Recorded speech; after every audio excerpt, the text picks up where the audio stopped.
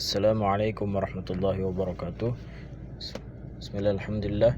Salatu wassalamu ala rasulillah Muhammad bin Abdillah rasulillah wa ala alihi wa wala. Amma ba'd. Para santri sekalian, hari ini kita membahas tentang yang membatalkan sholat.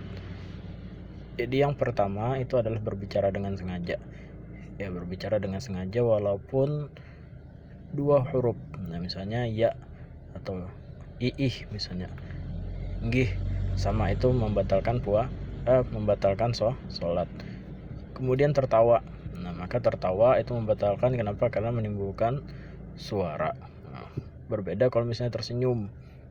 Nah, tidak menimbulkan suara maka tidak membatalkan. Kemudian berhadas. Nah, berhadas baik hadas kecil maupun hadas besar. Misalnya lagi sholat tiba-tiba tersentuh perempuan, nah maka batal sholatnya. Kemudian tanpa lapik ya. Kemudian mengeluarkan angin dari bagian bawah, maka itu pun juga membatalkan. Berbeda dengan bersendawa. Nah, kalau dalam bahasa kita itu merega. Nah, maka itu tidak batal. Sama seperti tertawa tadi ya, sama seperti menangis.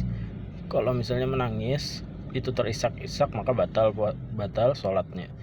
Tapi kalau misalnya mengeluarkan air mata, misalnya karena khusyuk, mengeluarkan air mata tanpa menimbulkan suara, atau misalnya menelan ingus karena menangis, menelan ingus, maka itu pun batal. Kemudian terbuka auratnya ya. Nah, terbuka aurat ini apabila lama. Misalnya kalian berada di tengah sawah, kemudian ada angin tiba-tiba menyingkap sarung kalian misalnya. Kalau misalnya secepat mungkin langsung ditutup maka tidak batal. Tapi kalau dibiarkan maka batal. Kemudian merubah niat. Nah, merubah niat atau membatalkan niat sama. Misalnya sudah takbir, kemudian sudah al-fatihah, ternyata niatnya batal, saya mau membatalkan sholat. Nah, maka batal sholatnya.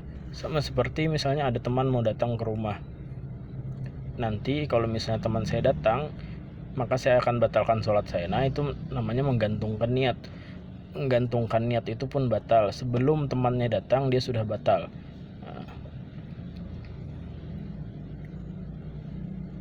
Kemudian membelakangi kiblat.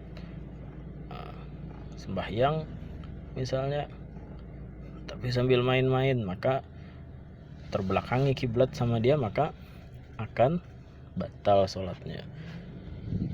Kemudian makan dan minum, walaupun minum seteguk misalnya, atau makan atau bekas kesulitan misalnya, kesulitan daging ya, itu dibuang bukan dimakan.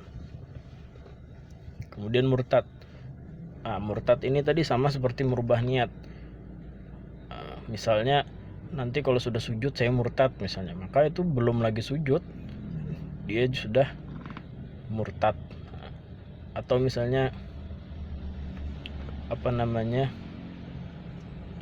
nanti ketika saya umur berapa saya akan murtad, maka sebelum umur itu berlangsung atau berjalan maka sudah murtad pada saat itu juga. Maka jangan sampai berniat untuk murtad. Ketika misalnya terlintas seperti itu bukan niat. Yang niat itu benar-benar dari hati ya. Kemudian meninggalkan salah satu rukun salat dengan sengaja. Al-Fatihah ditinggalkan misalnya, atau ruku ditinggalkan langsung sujud. Nah, maka itu juga membatalkan yang namanya sholat. Kemudian bergerak dengan 3 kali gerakan atau lebih berturut-turut. Nah, ini bahu atau kaki segala macam ya. Berbeda dengan jari. Kalau misalnya jari itu makruh, garuk misalnya. Kemudian gerakan jarinya beberapa kali. Nah, maka itu cuma makruh, tidak batal. Yang batal itu misalnya bahu bergerak sampai 3 kali. Nah, seperti itu. Nah, jadi ini dulu yang membatalkan daripada sholat kalian kalau dilaksanakan ataupun kalau dilakukan. Nah, kalau misalnya ada pertanyaan lagi silahkan tanyakan lewat WA pribadi ataupun lewat Classroom ya. Assalamualaikum warahmatullahi wabarakatuh.